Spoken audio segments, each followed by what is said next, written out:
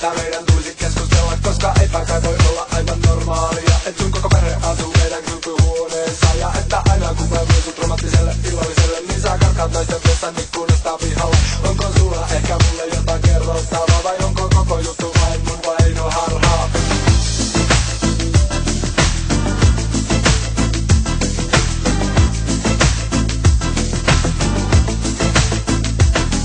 Mä en aina ymmärrä sua aivan täydellisesti, todella kauan mulla esimerkiksi kesti ymmärtää, että ottaahan sä vain yrität, kun mut autossa järveen nyrkänteltä työnnät. Sä siis vaan koetat saada autoa käyntiin, mutta mitä jos pyytäisit mut edes joskus ensin ulos, sillä rakkauteni suvun on hyvin herkkää ja se voi vähän kärsiä, jos multa irtoaa pää. Mä oon kai sulle pelkkä leikki kaljapinen, eikä prinssirokea, eikä se oikea.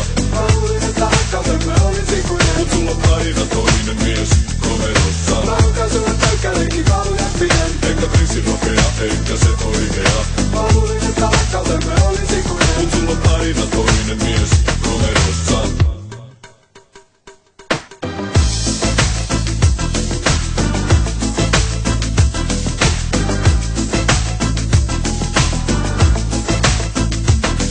Joskus musta oikein tuntuu, että haluat musta eron, ainakin silloin kun sä lukitset mut palavan koveron. Sä laitat mulle ruuaksi syanidia, tai ostat lähikaupasta radiumia, tai heittelet mun vaatteet joku hiusten kuivaajia, tai katsot keltaisilta sivulta vakkamurhaajia. Tää on kaikki mulle outoa ja hämmentävää, särkykö ensin mun sydän vaiko mun pää? Mä oon kai sulle pelkkä leikki kaljapinen, Eikä prinssirokea, eikä se oikea. mä luulin, että rakkautemme olisi ikuinen. Mut sulla on aina toinen mies komerossa. Mä oon kai sulle pelkkä leikki kaljapinen, Eikä prinssirokea, eikä se oikea.